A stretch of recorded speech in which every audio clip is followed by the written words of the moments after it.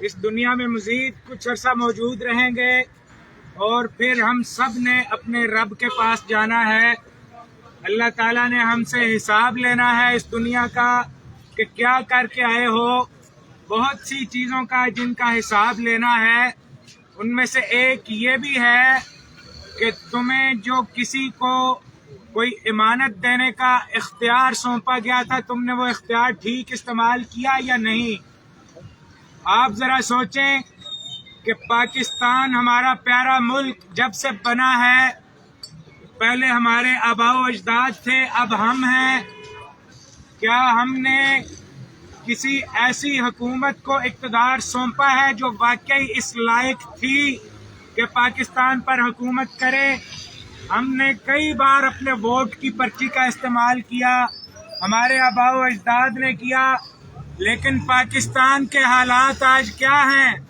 कभी गैस नहीं, कभी बिजली नहीं, स्कूल की फीसें पूरी नहीं हो रही, अगर पूरी हो जाए तो घर की रोटी पूरी नहीं। इन हालात का जिम्मेदार कौन है? हम हुकूमतों पे इल्जाम लगाते हैं, ठीक लगाते हैं, लेकिन असल में हम खुद कसूरवार हैं। हमने जो अपनी हुकूमतों को वोट डाल के, वोट की पर्ची के जरिए से अपने सरों पर मुसल्लत किया, हम खुद जिम्मेदार हैं। 8 फरवरी को एक बार फिर इलेक्शन हो रहा है। आइए इस बार ये अहद करें कि इस बार हम अपने वोट की पर्ची का सही इस्तेमाल करेंगे। किसी ऐसे शख्स को इक़्तिदार में नहीं लाएंगे जो MNA या MPA बन के, वजीर बन के हमारे वोटों से वजीर बने और फिर हमारी ही जेबों को खाली करना शुरू कर दे, हमारा ही खून निचोड़ना शुरू कर दे। बल्कि किसी ऐसे शख्स को, ऐसी पार्टी को इक़्तिदार में लाएं कि जो वाकई ईमानदार पार्टी, वाकई ईमानदार शख्स हो। और ऐसी पार्टी मौजूद है कि जिसके MNA भी रहे हैं इस मुल्क में, MPA भी रहे हैं, सेनेटर भी, वजीर भी, लेकिन कोई एक भी बंदा उस पार्टी का ऐसा नहीं कि जिस पर नैब के अंदर या किसी भी अदालत के अंदर बेईमानी का, करप्शन का कोई केस हो। क्या कोई और पार्टी इस मुल्क की ऐसी है कि जिसके किसी न किसी बंदे पर करप्शन का कोई केस ना हो? ये वाहिद जमात इस्लामी है, तराजू जिसका इंतखाबी निशान है, कि जिसके सूबाई वजीर भी रहे हैं, जिसके MNA MPA भी रहे हैं और यूनियन काउंसिलों के काउंसलर और नाजिम भी रहे हैं, लेकिन अल्लाह का शुक्र है कि किसी के दामन पर बेईमानी का कोई दाग और धब्बा मौजूद नहीं।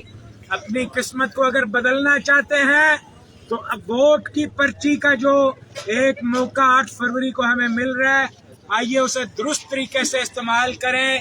इस हल्के से मियां जिक्रुल्लाह मुजाहिद को MPA बनाएं, अमीरुल अजीम को MNA बनाएं, तराजू के निशान पे मोहर लगाएं।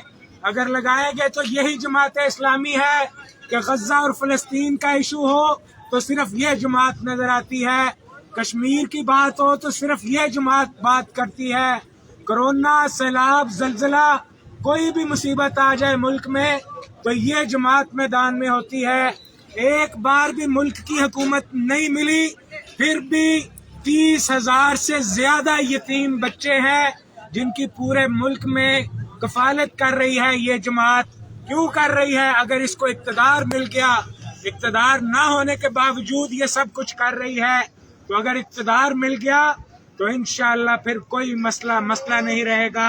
इंशाअल्लाह दिलाना किसने है? मैंने और आपने। मैं इंशाअल्लाह इस बार तराजू पे मोहर लगाऊंगा।